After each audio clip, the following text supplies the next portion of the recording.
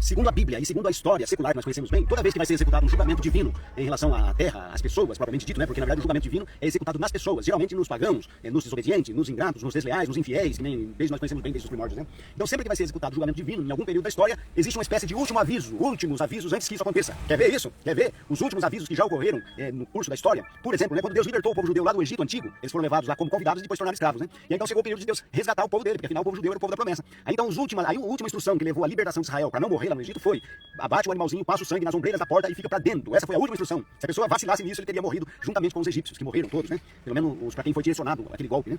E aí nos dias de Noé, qual era a instrução? Nos dias de Noé, a instrução era: participe com Noé, faça o máximo para desenvolver fé em Deus e esteja dentro da arca no período, especialmente no período do início do dilúvio, né? Entre na arca para obter a salvação, porque a arca seria um meio de salvação único, porque os mais altos montes ficaram cobertos de água e a menos que alguém não entrasse na arca, ele seria morto, não tinha como construir um barquinho. O barquinho não teria aprovação divina, certamente ele ia tombar nas primeiras ondas, ia ficar enroscado nos altos montes, ia virar tudo isso, ou seja, não sobrou ninguém.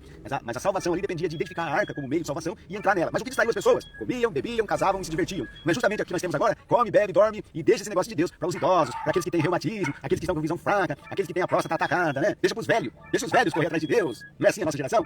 Aí então, nos períodos de Jesus, um pouco mais tarde, as últimas instruções que levaram à salvação foi: quando vocês virem Jerusalém cercada por exército, foge para os montes porque tem chegado aproximado a destruição dela. Em 66 veio um exército, cercou Jerusalém. Aí pediram ajuda, esse exército, sem explicações, deixou a cidade. Aí muitos viram que se tratava do sinal, mas as pessoas tinham Jerusalém uma cidade cercada. A adoração verdadeira estava lá dentro, o tabernáculo estava lá dentro, a arca do pacto estava lá dentro. Havia um arranjo sacerdotal e toda a estrutura, e cheio de pessoas lá que era muito bem financeiramente, cheio de lojistas dentro da cidade de Jerusalém cercada, murada, aquela glória toda que tinha, né? E Deus tinha protegido ele lá por gerações. Agora de repente você vai entender que você tem que deixar Jerusalém só porque ela foi cercada. Se o objetivo das muralhas era proteger, agora você vai sair de Jerusalém e vai lá para os montes. O que você faria? A maioria não obedeceu. Não, onde eu vou deixar uma cidade cercada que tem a bênção de Deus, que tem um arranjo sacerdotal aqui baseado nas 10 mandamentos, nas 600 leis, que tiveram os patriarcas, tudo fazendo aquele amontoado de histórico positivo. Sair dali agora para ir para o monte para ter aprovação. Não saíram, sabe o que aconteceu? Uma minoria saiu, né? Veio o Sérgio Mago em setembro da Era Comum, 4 anos mais tarde, cercou Jerusalém, abateu todas as árvores que tinham ao redor da cidade, construiu uma fortificação de estacas pontiagudas mirando a cidade e não sobrou ninguém. 1.100.000 judeus morreram lá. As mães, o relato histórico diz: mães cozinharam os próprios filhos, porque eles tinham a entrada de água por baixo das muralhas, estratégia, né, de guerra para ninguém envenenar as águas, mas as lavouras estavam do lado de fora da cidade e a comida foi acabando.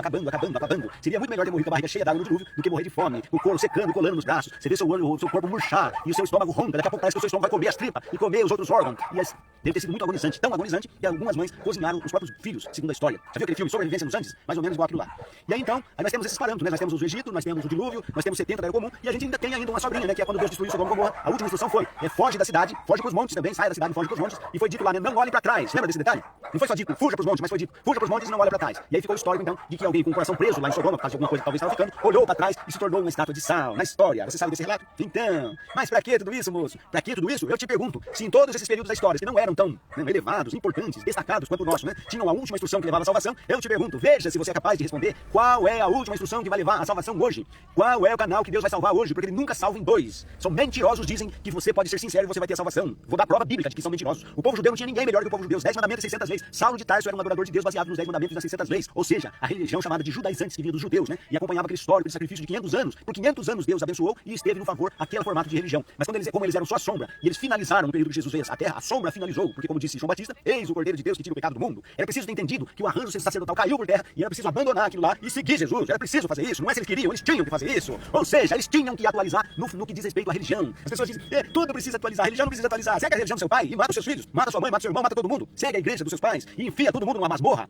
Morra todo mundo. Se você não tiver essa disposição de atualizar, é necessário atualizar. Aí você vai me perguntar: e pra onde eu corro? Não corre. Simplesmente acessa a internet, jw.org. Porque Deus usou uma arca nas primórdios da história, porque uma arca teria comportado as pessoas, se elas tivessem fé, se elas tivessem um mínimo de juízo. Mas não existe arca capaz de comportar as pessoas hoje. São 8 bilhões de pessoas na Terra, 6 continentes, e já indo para mais 7 à medida que as regiões geladas deixem de ser geladas e comecem a migrar muitas pessoas para lá. Ou seja, Deus não tem como usar uma arca, mas um site é fora do normal, de inteligente usar um site hoje. Não tem como você dizer: as bênçãos de Deus não chegou até mim, o aviso divino não chegou até mim. Diga isso. Diga que o aviso de Deus não chegou até você. Olha aí, um cara pregando aqui na internet de boné enquanto trabalha, oferecendo para você o contato, o meio de salvação. Leia Atos 1, versículo 8, e você vai ver que a mensagem vai chegar até você. Leia Romanos 10, 18, e você vê que o som, ele sai por toda a terra, não tem impedimento. É muito mais do que o Jornal Nacional, é muito mais do que Fantástico, é muito mais do que qualquer coisa feita pelo homem. O nível, o som da mensagem das boas novas que vai levar à salvação. Eu pergunto para você: você tem um mínimo de bom senso? A Bíblia diz assim, né, que as ovelhas, elas não têm dificuldade de diferenciar a voz do pastor. 1 milhão de ovelhas pode estar misturado umas com as outras, de 10 pastores diferentes. Quando o pastor correto chamar, as ovelhas, elas se desmisturam sozinhas. O pastor não precisa ter nenhuma dor de cabeça, porque a ovelha escuta a voz do pastor. Eu pergunto: você discerne a voz de Jesus? Ou você vai tropeçar porque tem um cara de boné pregando na internet? A Bíblia diz assim, né, da mesma forma que o paladar saboreia a comida, você sabe se é rúcula, ou se é bife, ou se é alface, ou se é couve, ou é maçã, ou se é limão, saiba qual é a mensagem da Bíblia. É um desafio. Comenta, diga o que você pensou e eu retorno para você sem sombra de dúvida. Eu tenho todo o tempo do mundo para responder as suas perguntas.